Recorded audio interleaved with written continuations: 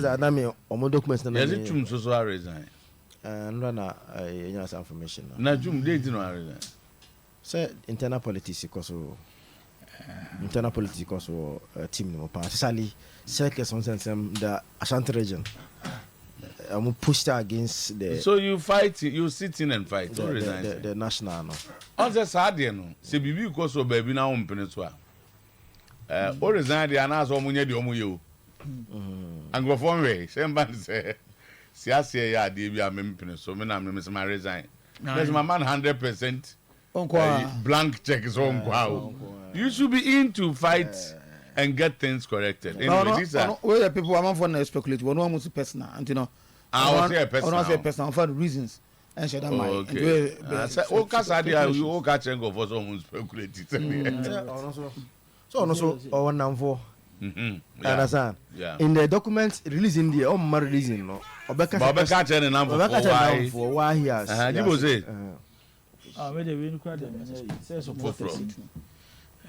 Akoye as a fibia near Kotoko be season for Frasia. The last 5 years I continue so. Kotoko team start a new season where Abra want to circles once asem no so beba no it's not positive to the club. Say to see the last 5 years I move 4 a negative. Into there be about the supporters front, the recognized supporters group in the circles now. Almost start on a bad note for the club. On the no na make say sa let no nansen o de mamen can say me nansen me wo ho na zotu me sure say ko no nya bi me wo ho na Alex frame say ya enu Zakito ake can say me na before no wa frame dada no so say the musie ye de na obe report ye as what catch him no I'm so okay. I'm on so very report to SCI day. And I'm so very report to SCI day. And na Kotoko no say opem so na be so team ni mu. SCI nyina ye bo na team ni timi page and I'm so. Wasem na kan oh point. But obi so na e bia obi aka bibi na wani nje ho a. Platform ye wo hoi. Wo opportunity to also come out to also defend as all side of asem no. And a bobo so and I'm so to in the koguye. Meaning say, unless if you say a nay, bringing out positive stories about the club and more the growth of the club. Meboa. Nasa less kroya. Then negative. Yes, negative, yes. Nasa less kroya no the crata about bonting. Also report no. And to me person call That's also very important. Because so what them say because we will be our fool say saying things about the club in public any good for the club. Who bibi na e koso na wani nje ho no. And then nyame ncha de come here say the chairman of the IMC. Nana Kuntomponi afere hene Nana Penkra. Be sure say omanya access to me every day they talk to him on the club. Eti adan na won kɔ fa asɛm no nkoto na nanim so na na de ekoso yi ye fu sɛ mo club no enti na ebia ye no Ashanti Regional Circles Council ya asɛm nie enti hwɛ na kan asɛm a ɛno kura na nkyɛn no asɛm ya ye kan ho asɛm yi nananom asi hu nkonyo ya te committee a mo ka ho asɛm eti sɛ wo san mo ho na mizotuo wo san mo ho na ba ye sa de we ya. Let's assume said the Oka says Zakito can is true. What is the difference between one is Zakito? And so you been down is Zakito them. Zakito cried the Unshe ni Jesse. But what the Usho Jesse? What the also would defend the Kotoko. Then Kotoko, look at the preseason of my expectation that was wrong. Anyhow, our supporters. And yet GDO with team. 9 days to start the league, Kotoko first game.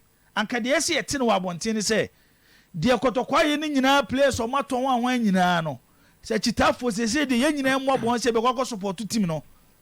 Hwade ekosi wo ho emzoto na nyefe. Hwe nipa ekogu ho stadium. I'm not sure. Say ho United ne kromote ye mo nya nipa dodo sa wo. Ayi o stadium oda. Every time mo the message beba bontin to get supporters to the stadium, get supporters to register to the Fabu census to contribute financially to the club. Where they owe ye. Pwede oye. First game so kran bizoto. Un say last season. Ofa Kotoko home any away. It looks like home performance was worse than away. Check the number of matches Kotoko elusu home. It is the sober finding a way, bringing the supporters on board. Look at what you are doing. Exactly. What is the difference between Alex and Zakito? Okay. So say, not to say be an answer no the Bible thing no crew. But some be any say the tackle no. And then the timing.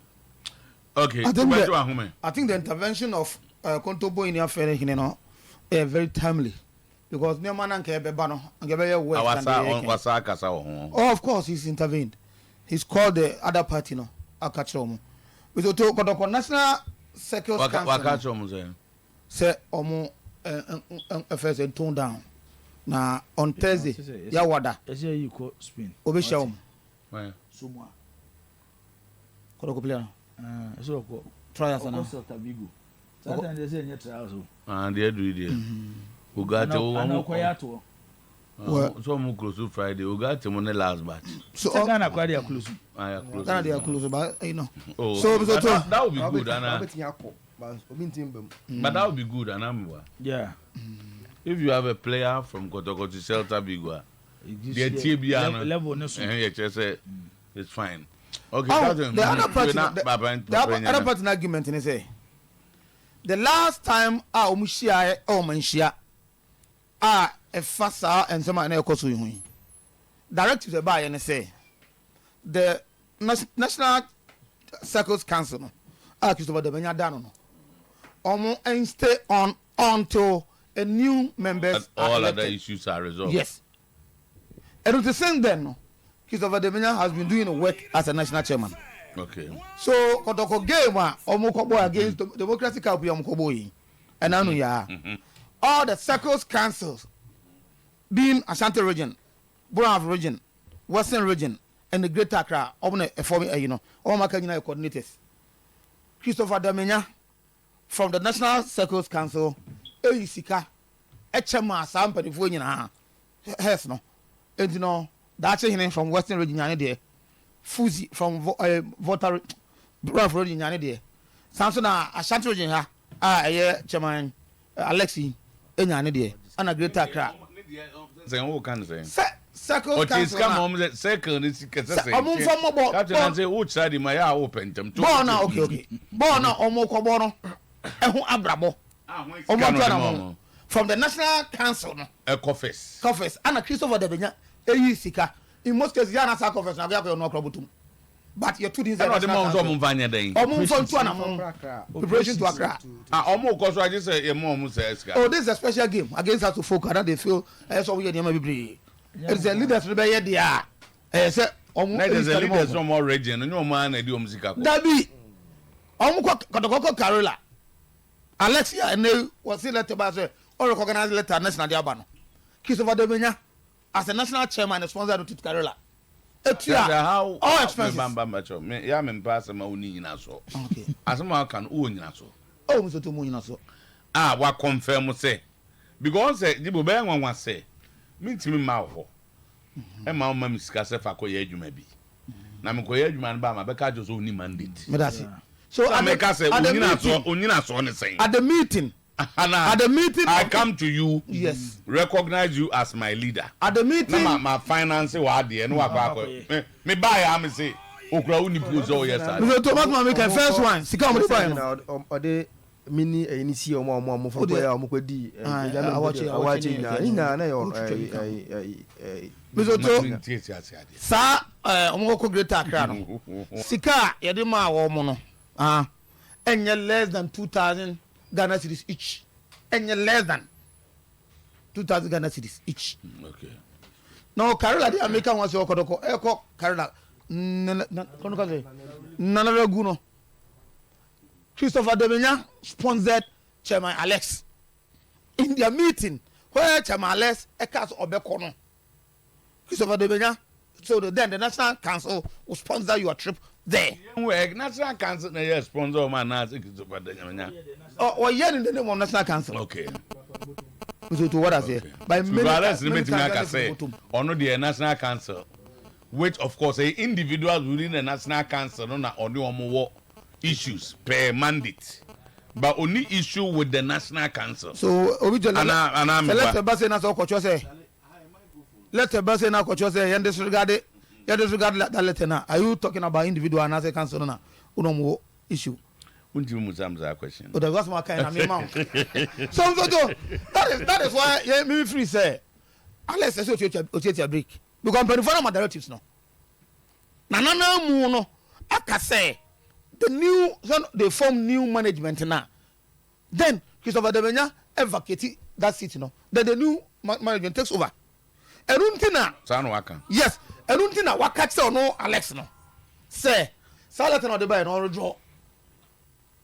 So a letter na say from Nana Kontompo inafere hene akachi Alex say Salata na ode buy no. No credit. Of course so can you confirm that? Oh, I can confirm that. Okay, Mate, you are home. I can confirm that.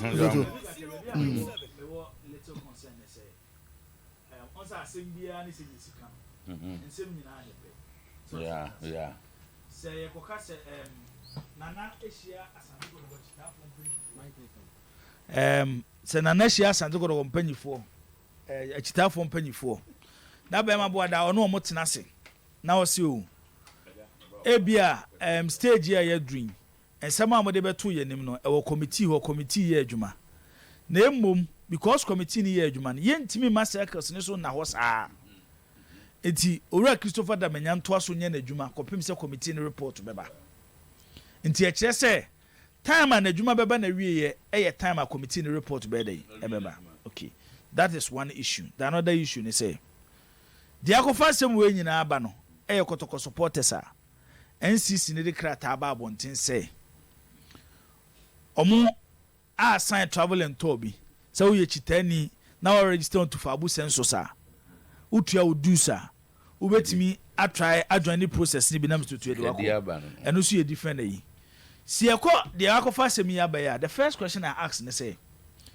NCC ni ntimi nsɔre prekope emeka sɛ ye organize Kotoko supporters anase ye de akwa travel and tour bi in language management so to them say they need a mandate from management and two if a release will come out